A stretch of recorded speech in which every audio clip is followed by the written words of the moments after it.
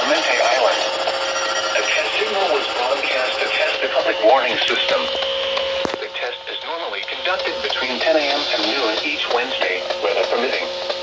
The signal was also used to test the activation and emergency readiness of the Skywalker network of radio operators.